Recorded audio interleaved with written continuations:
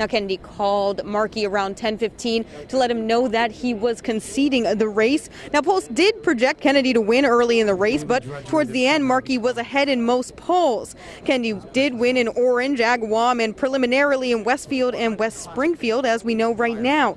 Kennedy's campaign showed a strong support from middle-aged and older voters who supported his family members when they were in politics. While Kennedy did campaign on wanting a younger voice in Senate, he told supporters he will be supporting Markey in November.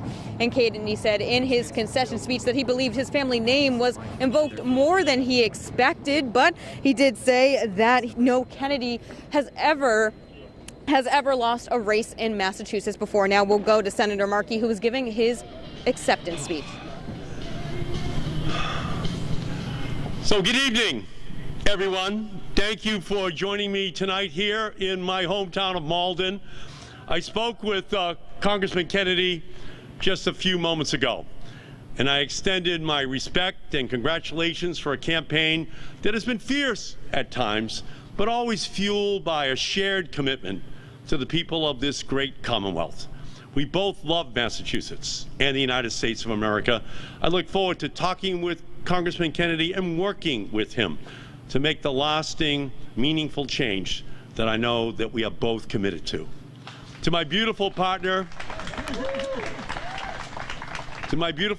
and my best friend, my brilliant wife, Susan, since you married me 32 years ago, every day my life has been brighter and fuller and more joyous. I'm honored to walk through this life together and to celebrate tonight with you. To my family, who have been with me since that day in 1976 that I first decided to run for Congress, I wouldn't be here without you. And to the greatest campaign team, staff, fellows, supporters, volunteers, the Markeyverse that any candidate has ever been blessed to know and work with, you have my unending gratitude. Your brilliance and creativity and passion inspire me every day. And to the greatest campaign manager of all time, John Walsh, thank you. Thank you. This campaign has always been about the young people of this country. You are our future.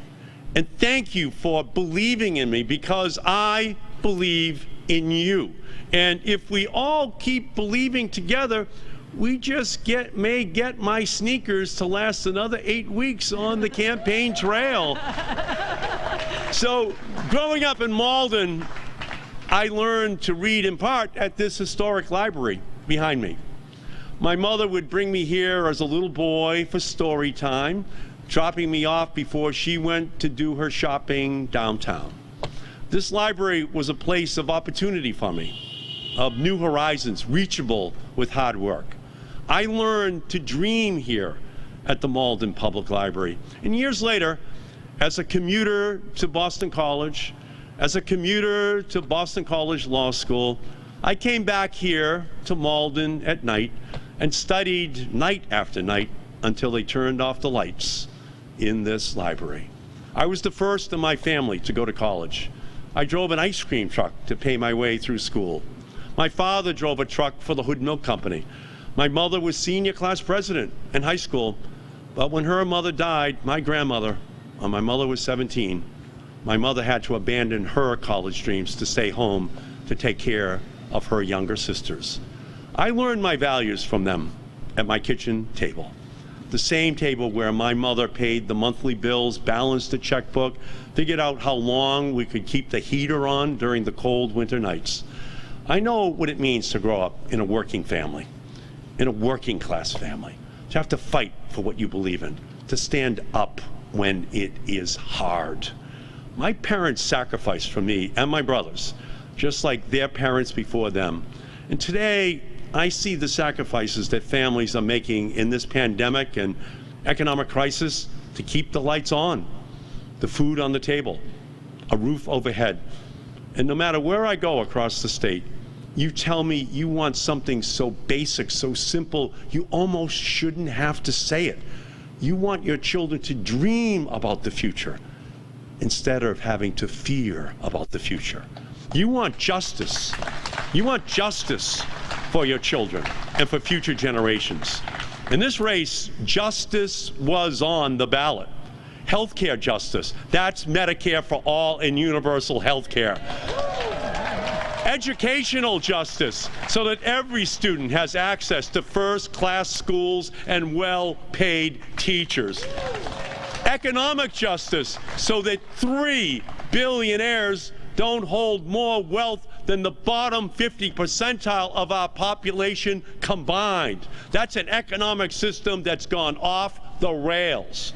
Racial justice, so that we confront our history, make reparations, and root out the systemic racism that keeps us from achieving the promise of liberty and justice for everyone. Today and every day, we say Black lives matter, Black voices matter. And environmental justice, that's the Green New Deal. The one issue, combating the climate crisis which defines our future. Every other problem is linked to it. No solution to any challenge will be successful unless we address it. There will be no peace, no justice, and no prosperity unless we stop the march to climate destruction. This is a matter of life and death. The very future of our civilization depends upon it. There is no time for simply doing what we can. There is no time for compromise on the existential threat to our time. We must pass a Green New Deal. And justice is at the heart of the agenda that we have to pass in 2021.